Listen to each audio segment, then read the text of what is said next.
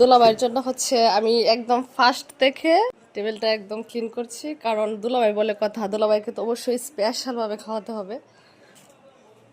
যাও খুকি। তো ভাইয়া নামাজ পড়তেছে। তো দেখা যাক কি রান্না হয়েছে। বাজে খাওয়া হয়ে গেছে আর কি। ও রে, এটা তো খাবে পটল নাকি?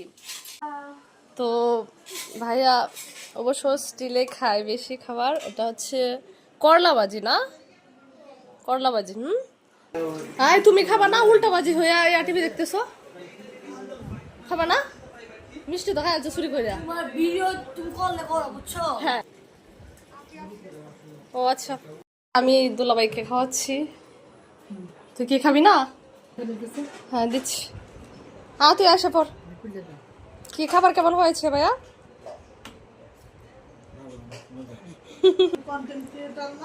এখন দুলাভাইয়ের সাথে খাবো, লাঞ্চ করতেছি। তারপরে হচ্ছে গায়ে হলুদ শুরু হয়ে যাবে, পর আসতেছে।